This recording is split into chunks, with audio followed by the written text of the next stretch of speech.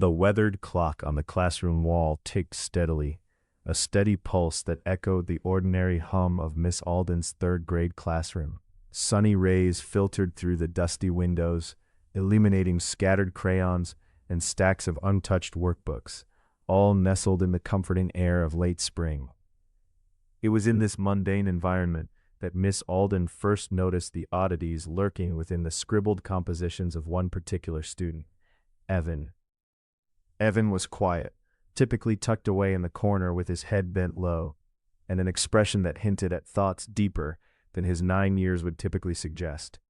His assignments were always neat, his cursive practiced and deliberate, but the most recent submission, an imaginative tale titled The Clockmaker's Curse, had caught her attention for reasons that began to gnaw at the edges of her mind. In it, the protagonist could manipulate time with intricate clockwork, reversing moments that had long since passed. As Miss Alden began to grade the assignments, she was struck by a sudden chill despite the warmth of the late afternoon sun. The air felt heavier. She glanced toward the window, the faint sound of the rustling trees outside seeming more like whispers now than the gentle breeze she had noted just moments ago. She shook her head, blaming it on her overactive imagination, and focused once more on Evan's tale. The next day, Miss Alden found another piece from Evan. This time it was a descriptive essay about a house on the edge of town. It was odd, detailed, and somberly familiar. She could almost visualize the peeling blue paint and the creaking wooden floors he described, even though it had been years since she'd last set eyes on that abandoned place. There was mention of a moonlit night when the house stirred to life, shadows dancing in the dark corridors. She could almost hear the distant echo of laughter that had once filled those hollow halls, a sound now replaced by the profound silence of neglect.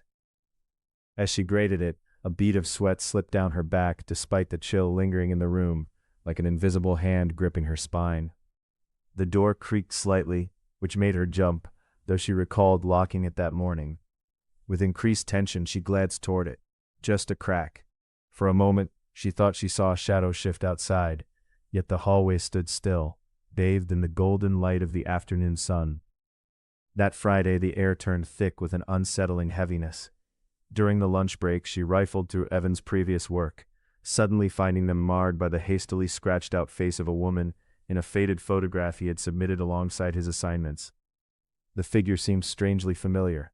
An unease settled in her gut as she caught glimpses of the same long dark hair, a twisted smile that mirrored her own as a child. It was then that she recalled the whispers she had overheard among the faculty, strange happenings that accompanied Evan's presence. The students would sometimes say he could see things no one else could. It was just after school hours one day when she ventured into the dimly lit art room for a moment of solitude. The walls were lined with children's paintings, half-faded aspirations captured in colors of innocence. Yet something felt different. The faint scent of decay, like damp earth after a heavy rain, filled her nostrils. As she turned to leave, she noticed her breath fogging in the air, a curtain of mist swirling around her, as if she had ventured into the depths of winter. The heat of the spring day was nowhere to be found, replaced by an oppressive cold. On a whim, she returned to her desk, rummaging through Evan's papers, hoping to dismiss the chill as a figment of her imagination. She found another story, one about a haunting in a forgotten house, and her heart sank further. The tale spoke of a doomed teacher, trapped within her classroom by a malevolent spirit, a spirit that fed on her fears and memories, growing stronger with each passing day. The final line chilled her to the bone. Once you see the truth, you cannot unsee it.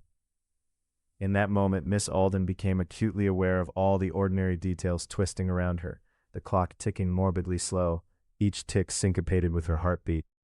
She glanced toward the door, now ajar, the binding creak echoing like a warning. Adrenaline surged as she felt the uncanny sensation of being watched, heavy, relentless.